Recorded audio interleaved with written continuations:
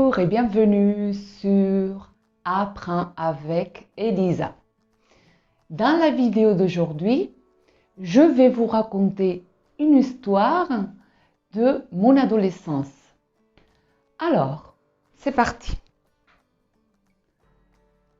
Quand j'étais adolescente, j'adorais les nouvelles technologies.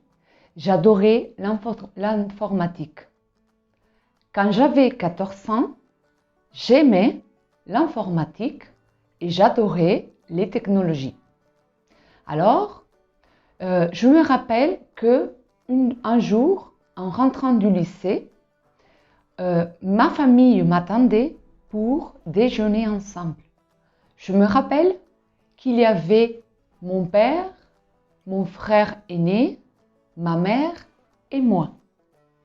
Et comme toujours, comme tous les jours, mon père, il est venu et il m'a dit « Ça a été ta journée au lycée ?» Et j'étais très contente. Pourquoi j'étais contente? Parce que ce jour-là, j'ai trouvé ma vraie vocation. Alors, je lui ai répondu « Oui, je suis très contente parce que je sais ce que je voudrais être dans l'avenir. » Et je me rappelle que mon père, il est resté immobile, il a arrêté de manger, il semblait une statue comme ça, et il attendait que je lui explique un peu plus. Et il m'a dit « Tu veux être quoi ?» Je lui ai répété « Je voudrais être informaticienne. J'ai trouvé ma vraie vocation. » Alors, du coup, il a répondu la phrase suivante. « Tu veux être informaticienne, mais tu es une fille. Tu ne sais pas que ce travail est un travail d'homme. Tu veux travailler dans le domaine des hommes. Je suis désolée, mais je ne peux pas approuver cette décision. » Ce jour-là, j'étais très triste.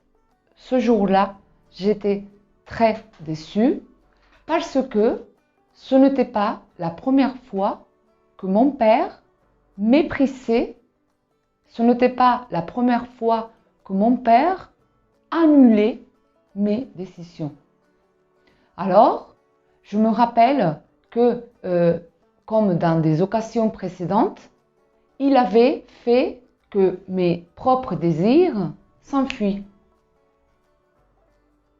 J'étais dans ma chambre et j'ai commencé à pleurer et il est venu dans ma tête d'autres fois où il a fait la même chose.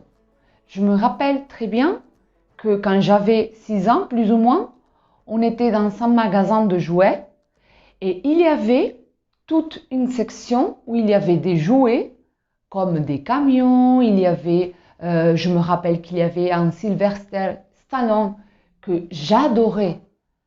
Et du coup, il m'a dit, mais qu'est-ce que tu fais avec ce Sylvester Stallone?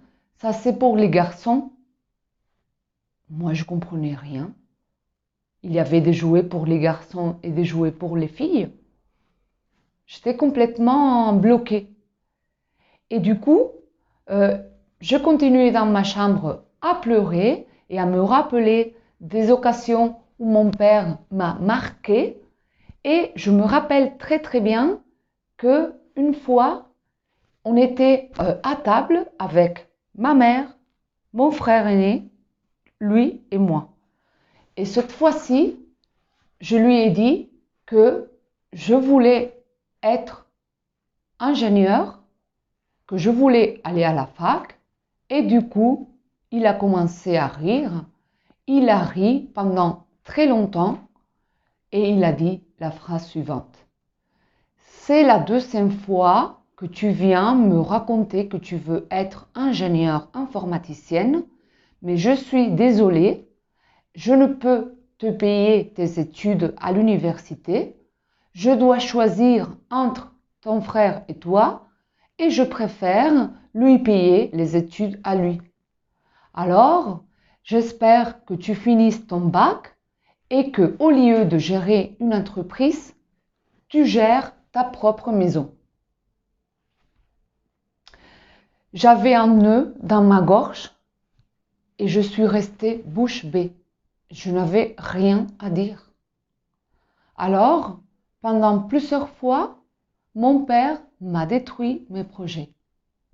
Heureusement que j'avais le téléphone de Superman, je lui ai téléphoné et il est venu me sauver.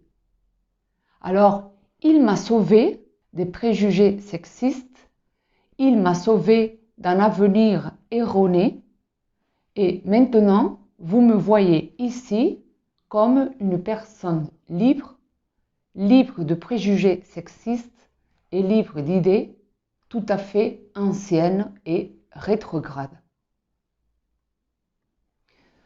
Vous avez cru tout ce que je viens de vous raconter? Alors, j'ai quelque chose à vous dire. Tout ce que je viens de vous raconter est faux. Cette histoire est fausse. Mais je l'ai inventée pour que vous qui êtes là, derrière l'écran, pour que vous réfléchissiez sur cette idée machiste, sur cette idée des femmes privées de leur liberté. Ça existe encore, peut-être que pas dans notre pays, mais dans beaucoup d'autres pays, beaucoup moins développés que le nôtre, ça existe. Et malheureusement, ici, cette idée de la femme à la maison, cette idée de la femme qui doit s'occuper de tout et pas de travailler à l'extérieur, elle existe partout. Alors, j'espère que on réfléchisse tous et que dans l'avenir, on puisse avoir les mêmes opportunités partout dans le monde. Merci beaucoup et à très bientôt. Bisous!